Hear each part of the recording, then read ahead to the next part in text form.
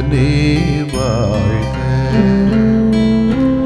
உள்ளொரு ஜோதியே வாழ்க. உள்ளம் நிறைந்தோனே வாழ்க. நீங்காதொருவனே வாழ்க.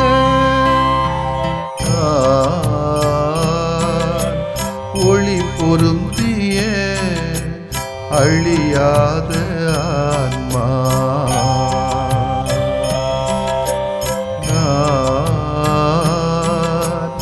ஒளி பொருந்திய அழியாத ஆன்மா. நீ என்னில் நான் உன்னில் ஈஸ்வரா. நீ என்னில் நான் உன்னில் ஈஸ்வரா. ஒளி பொருந்திய அழியாத ஆன்மா.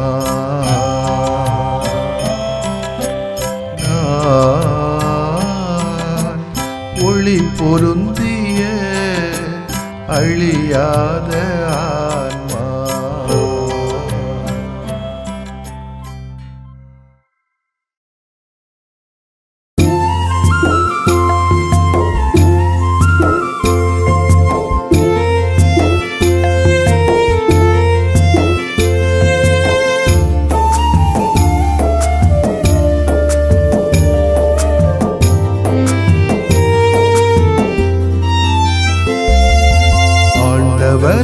எனது உள்ளம்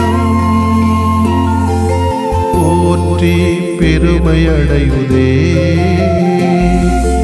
ஆண்டவரை எனது உள்ளம்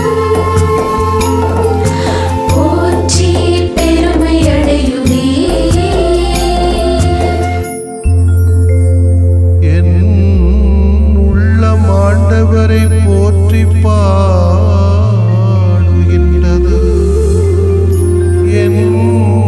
மீட்பராம் கடவுளை நினைத்து எனது மனம் களி கூர்கின்றது. ஏனெனில் தாழ்நிலையில் நின்ற அடிமை என்னை கண்ணோக்கினார்.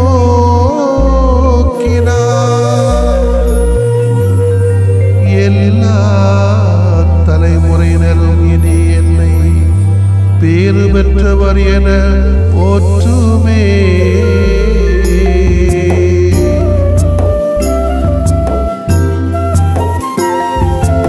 ஆண்டவரை எனது உள்ளம் போற்றி பெருமை அடையுதே. ஆண்டவரை எனது உள்ளம் போற்றி பெருமை அடையுதே. தூயவராம் கடவுள் எனக்கு அரும்பெரும் செயல்கள் செய்துள்ளார். அவருக்கு அஞ்சுவோருக்கு தலைமுறை தோறும் இரக்கம் பொழிந்துள்ளார். ஆண்டவர் தம் தோள் வலிமையை காட்டியுள்ளார்.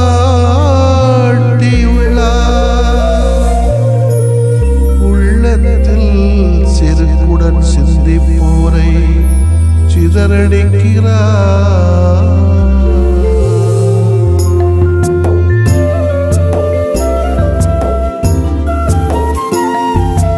ஆண்டவரை எனது உள்ளம் போற்றி பெருமை அடையுதே. ஆண்டவரை எனது உள்ளம் போற்றி பெருமை அடையுதே. வலியோரை அரியணை நின்று தூக்கி எறிந்துள்ளார். தாழ்நிலையில் இருப்போரை உயர்த்தி மகிழ்கின்றார். பசித்தோரை நலன்களால் நிரப்பி வலிமைப்படுத்துகின்றார். செல்வரை வெறும் பெயராய் அனுப்பிவிடுகின்றார்.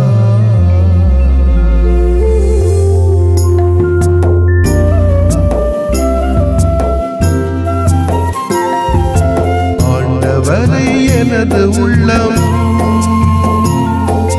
போற்றி பெருமை அடைவதே. ஆண்டவரை எனது உள்ளம் போற்றி பெருமை அடையுதே. நம் முன்னோர்க்கு உரைத்தபடி தந்தையாம் ஆபிரகாமையும் அவர்தம் வழிமரபினரையும் என்றென்றும் பேரிரக்கத்தார்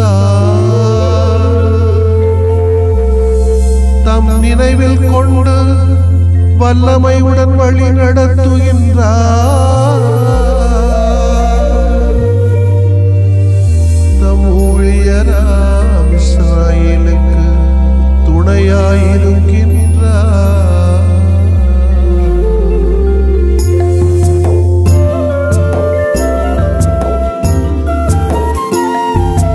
ஆண்டவரை எனது உள்ளம் போற்றி பெருமை அடைவதே. ஆண்டவரை எனது உள்ளம் போற்றி பெருமை அடையுதே.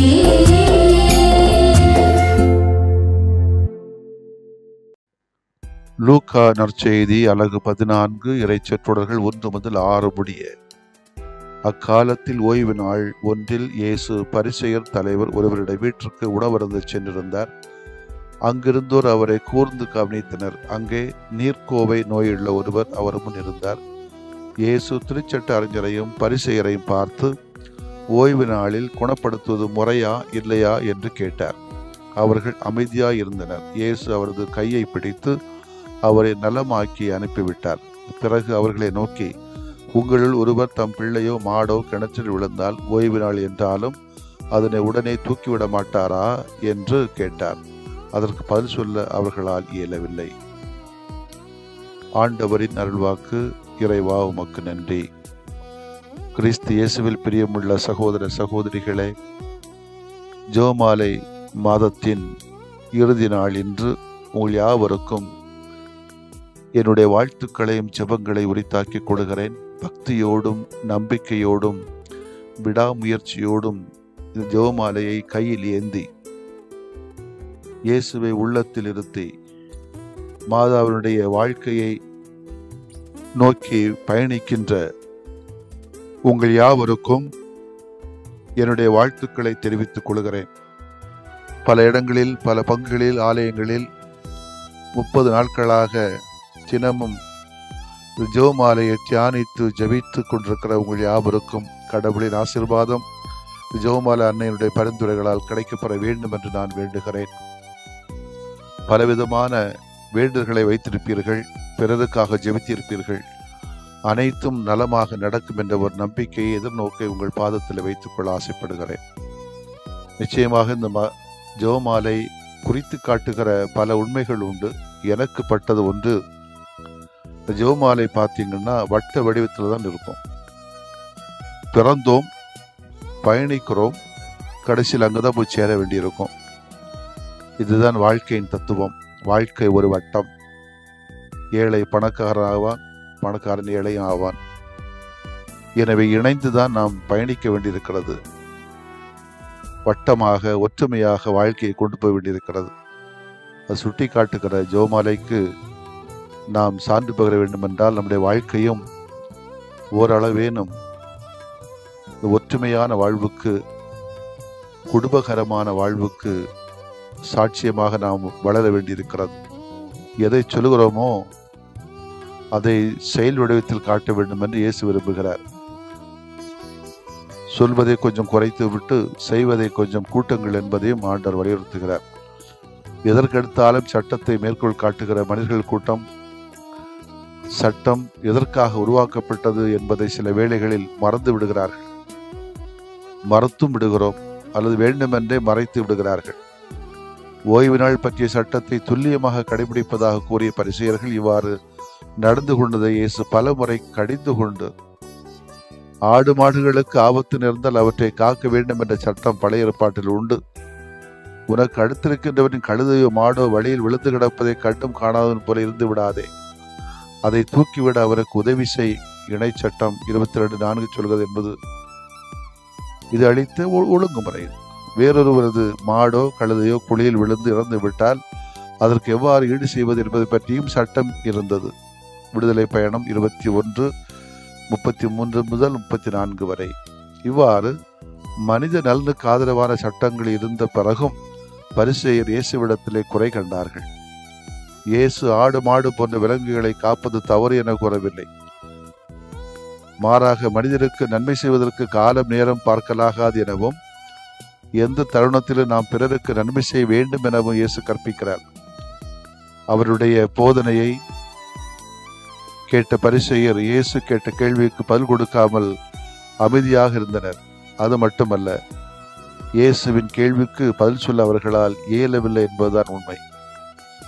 அன்புக்குரியவர்களே, இன்றைய உலகிலும் ஏழை எளியவருக்கும் தாழ்த்தப்பட்டவருக்கும் நலிவுற்றோருக்கும் எதிராக இருக்கின்ற சட்டத்திட்டங்களை கேள்விக்கு உள்ளாக்குகின்ற மனிதரை பார்த்து அமைதி காக்கின்ற போக்கு நிலவுவதை நாம் பார்க்கலாம். அநீதியான அமைப்புகளை மாற்றி அமைத்து மனித வாழ்வை மேம்படுத்துகின்ற அமைப்புகளை உருவாக்கின்ற முயற்சியில் ஈடுபடாமல் அமைதி காப்போர் பலர் உண்டு. ஆடு மாடுகளுக்கு ஆதரவாக செயல்படுவோரும் மனிதருக்கு ஆதரவாக ஏன் செயல்படுவதில்லை என நம்மை நோக்கி கேட்கின்ற இயேசுவுக்கு நம்மால் பதில் சொல்ல இயலாது என்பதே உண்மை. எனவே தொடக்கத்தில் சொன்னது போல இயேசு செயல்வழி கற்றலை கற்றுக் கொடுக்கிறார். நாம் பிறருக்கு போதிக்க விரும்புகின்ற நல்ல மதிப்பீடுகளை நாம் முதலிலே கடைபிடித்து அதன் வழி செயல்வழி கற்பித்தலை நாமும் செயல்படுத்துவோம். ஆமேன். மன்றாடுவோமாக. இறைவா, அன்பு என்னும் சட்டத்தை கடைபிடிப்பதில் நாங்கள் உறுதியாயிருக்கவும், மனிதருக்கு நலம் புரிவதையே நோக்கமாக கொண்டு சட்டங்களை இயற்றவும் சட்டத்தை வாழ்வாக்கவும் எங்களுக்கு தெளிவையும் அருளையும் தாரும். ஆமேன். நம்பிக்கையாலே நம்பிக்கையாலே நம்பிக்கையாலே நம்பிக்கையாலே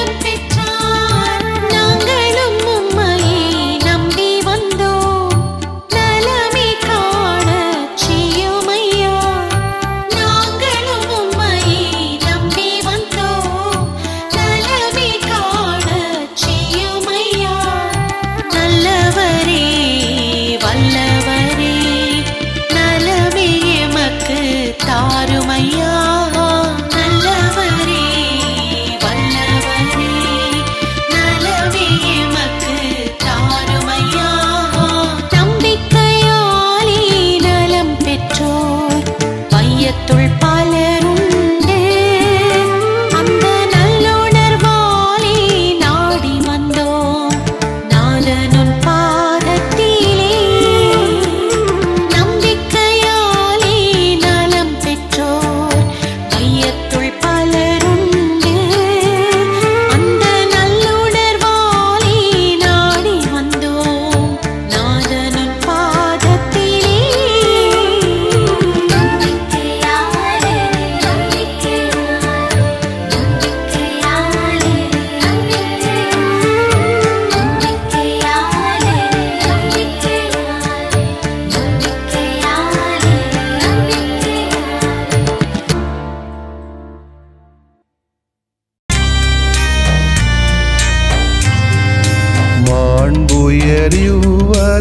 மாண்புயரிவருள்ளடையாளத்தை தாழ்ந்து பணிந்து ஆராதிப்போம்.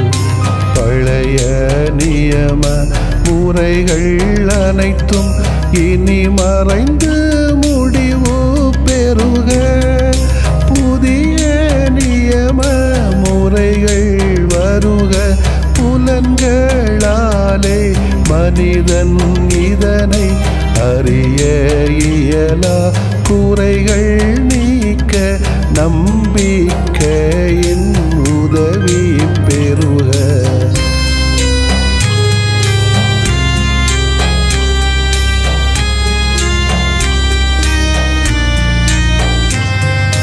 தந்தை அவர்க்கும் மகன் அவர்க்கும் புகழ்ச்சியோடு வெற்றியாக்கும்.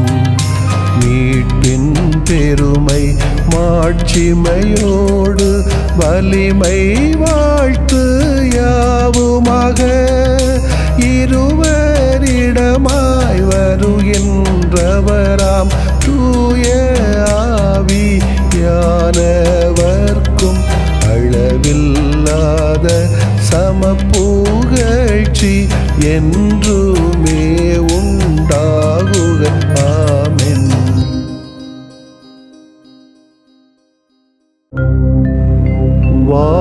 வானின்று அவர்களுக்கு அப்பமளித்தீரே. இனிமையெல்லாம் தன்னகத்தில் கொண்ட அப்பம் இதுவே. மன்றாடுவோமாக. இறைவா, இந்த வியப்புக்குரிய அருளடையாளத்திலே உம்முடைய பாடுகளின் நினைவை எங்களுக்கு விட்டு சென்றீ.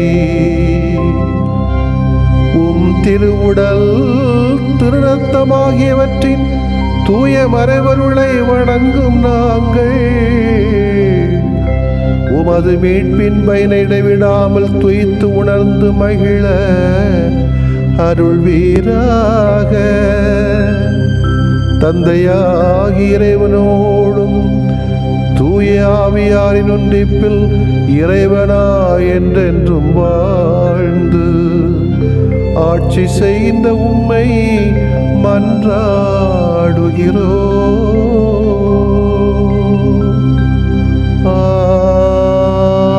ஆமென்.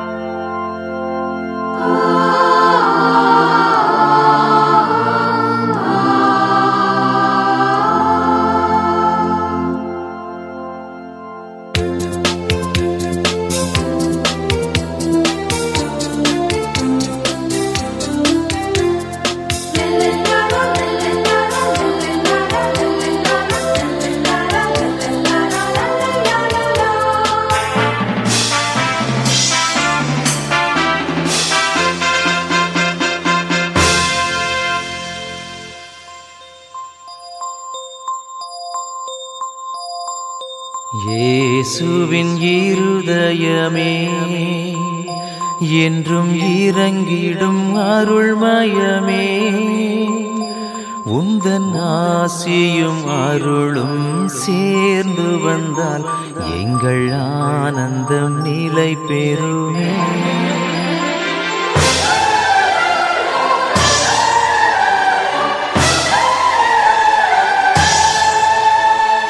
இயேசுவின் இருதயமே என்றும் இறங்கிடும் அருள்மயமே, உந்தன் ஆசியும் அருளும் சேர்ந்து வந்தால் எங்கள் ஆனந்தம் நிலை பெறுமே.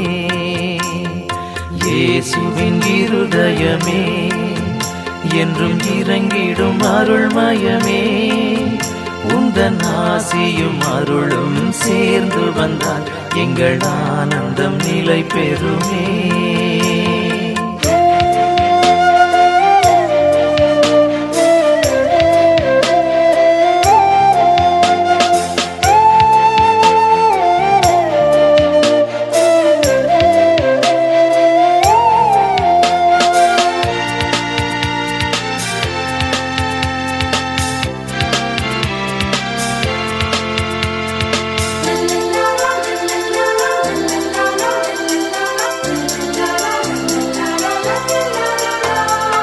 இறைவனுக்கு இதயமுண்டு, அந்த இதயத்தில் இரக்கமுண்டு.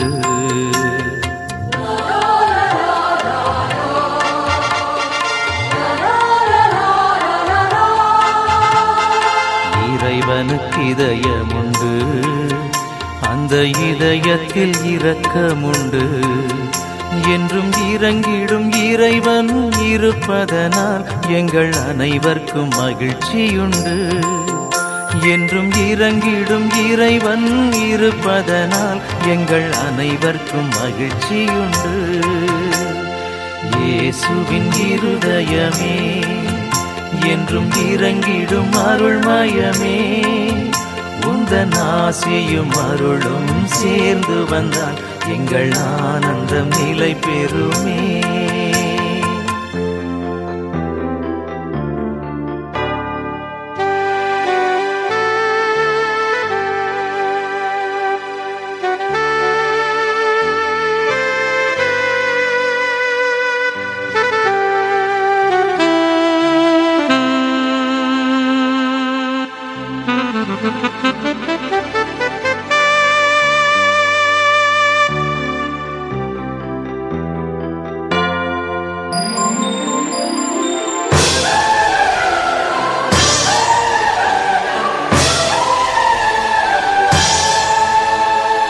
கடவுளின் கருணையுண்டு, அந்த கருணைக்கும் உருவமுண்டு.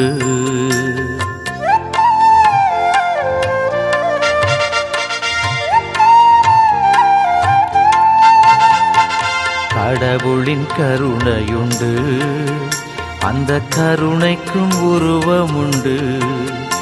என்றும் உருவத்தில் உயிர் தேழும் உயிரதனால் எங்கள் உள்ளத்தில் உவகையுண்டு.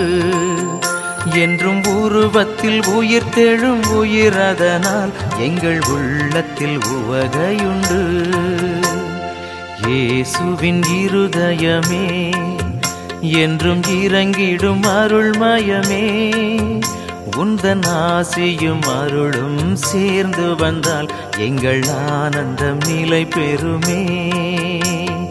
இயேசுவின் இருதயமே என்றும் இறங்கிடும் அருள்மயமே, உந்தன் ஆசியும் அருளும் சேர்ந்து வந்தால் எங்கள் ஆனந்தம் நிலை பெறுமே.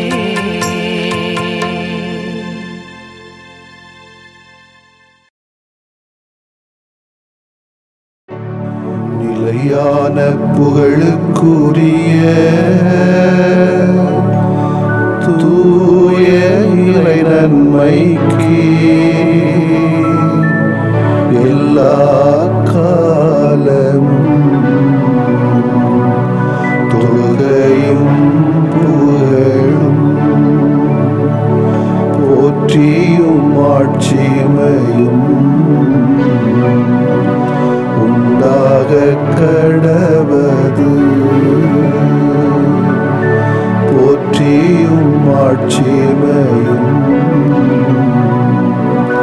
உண்டாக கடவது. தந்தை, மகன், தூய ஆவியாரின் பெயராலே ஆமென்.